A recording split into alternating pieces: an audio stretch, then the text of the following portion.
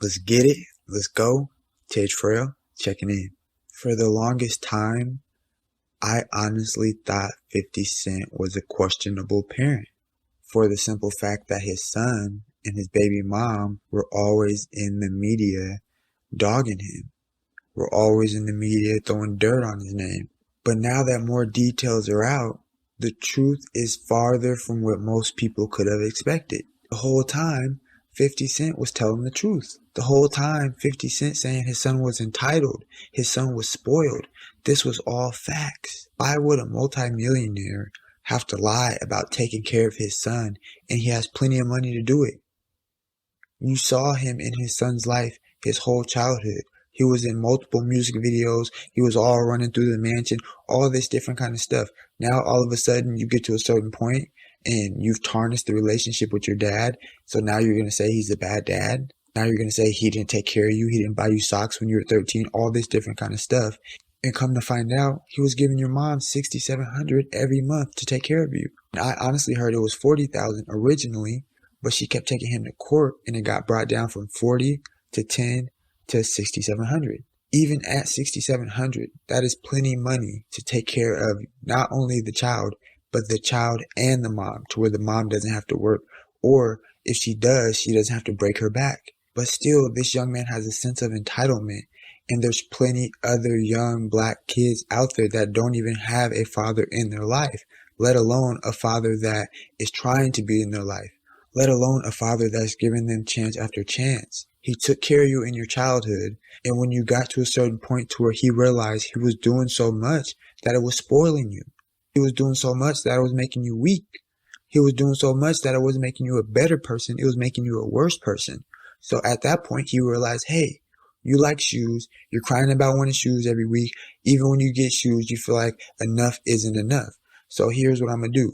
He bought a whole bodega full of Air Force Ones, Nikes, and Jordans, and told his son, hey, I know you like shoes. I know this is something that you're interested in, and you're always bugging your mom, which in turn your mom is always bugging me to give you shoes. And I'm asking her, why does he need more shoes when he's getting 3 to 4 pairs of Jordans every single week?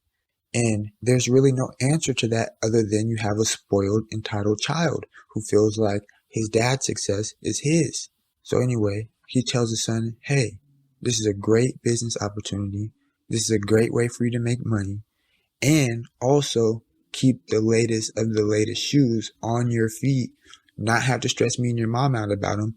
And you have your own money and your own business, right? It's a win-win situation, and it's setting you up for the future. So on the phone, he's, oh yeah, that sounds great. Oh yeah, that sounds great.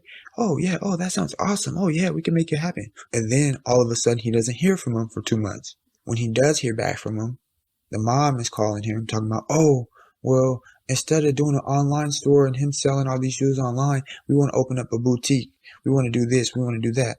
He really didn't like the fact that the mom was invading on the relationship that he has with his son, because only a man can show a man how to become a man, right? So if your dad comes to you and says, hey, I got a business opportunity for you to start a business, and then all of a sudden you're getting your mommy involved, guess what? You have mommy issues. You have mommy problems. Everything that you do as a man, you got to involve your mommy in, from your relationship to your business to this to that. Bro, man up. A lot of times it's not what you want to hear, but your dad or any other man that actually knows how to be a real man can teach you how to be one. It's not usually going to be a woman that teaches you how to be one. Women aren't masculine, so they can't teach you how to be a masculine, strong man. They could do their best and they could try to mimic a man and try, but that's really it. But nonetheless, he agreed. He bought the boutique. He mailed the shoes down there and gave them that opportunity. He said almost a year went by. Nothing came of it. It was never successful. Nothing ever sprouted up. They never took that momentum and ran with it. They never took things to the next level. So Marquise has had chance after chance, but still to this day, as a grown-ass man, he feels like the riches that his dad has should be his riches. And the thing is, a lot of celebrities, they behave in a way to where, oh, well, you're my kid, so you're just going to inherit this or you're just going to inherit that. The way that 50 Cent came up, he knows That's basically handicapping your kid. Because if you give them stuff and you let them inherit stuff without working for it, you're creating a monster. You're creating a person who doesn't know how to survive in life. Because what happens when that titty milk gets snatched from that kid's mouth and there is no more inheritance? Or they spent it all because they don't know how to value money because they never worked for it. All they know is, here you go. Here you go, son. Here you go, son. Here you go. Yeah, spend it. But guess what? They don't know how to stack it. They don't know how to invest it. They don't know how to make that money work for them and make more money. They don't know about anything like that. All they're used to is digging in that trust fund or digging in that savings account that mommy and daddy set up for them and surviving. A true parent that loves their kid, they're not going to handicap their kid like that because they know parents don't live for forever.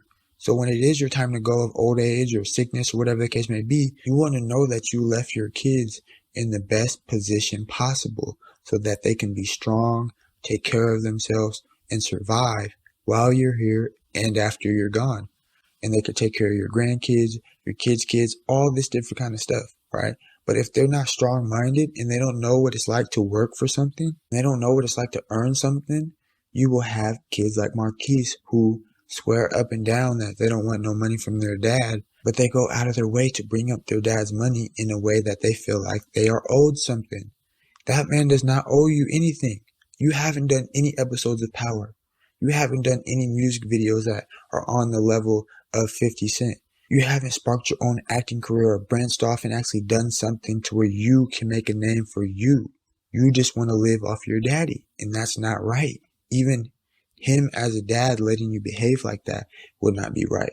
So it makes sense that he cut you off because, number one, you took a picture with his number one enemy's son, which allegedly was the son of the person that put the hit out on him, like in his movie Get Rich or Die Trying.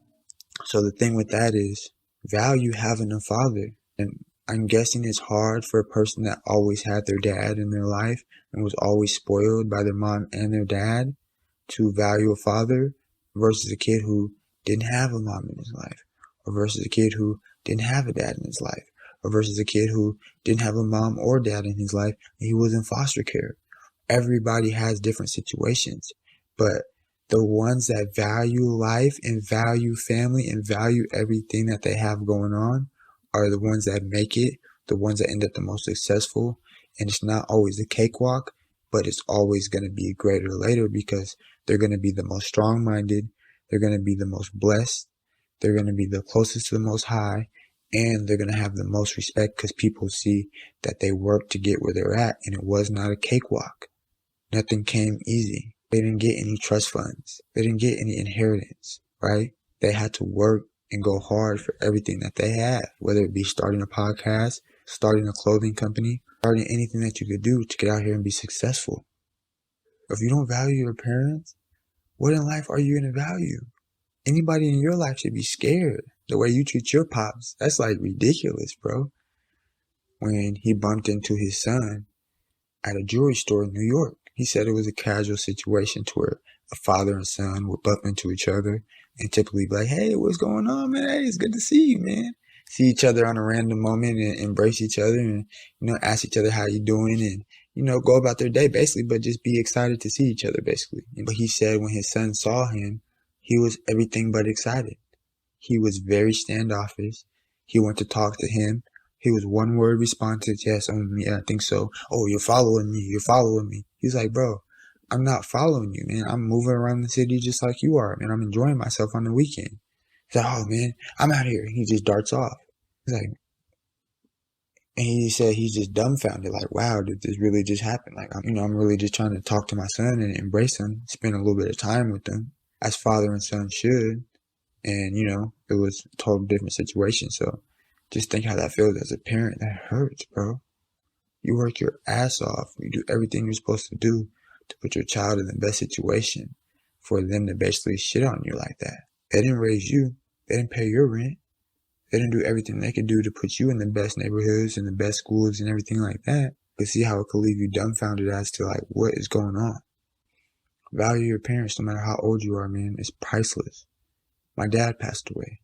But one thing I could say is we were on good terms. I valued him. I have no regrets.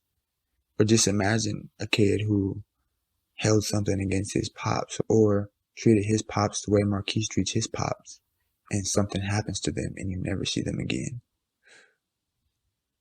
I could imagine that is like a different type of guilt, right? So don't put yourself through those situations, man. Be a solid individual.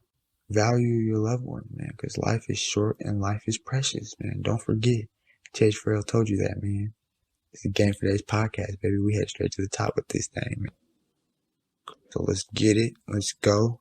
Man, get your game right, Marquise. It's never too late to turn things around and have a good relationship with your pops, but you gotta humble yourself, man. Hopefully everybody can learn from this. Go ahead and check out that merch in the description box. Also, go ahead and follow that Instagram in the description box. And as always, if you like the direction that we're headed with this thing, which is straight to the top, hop in that description box and send a cash app if it's on your heart. Let's get it. Let's go. Can't stop, won't stop, baby. Dayz Fredo, checking out. I'll catch you guys on the next one.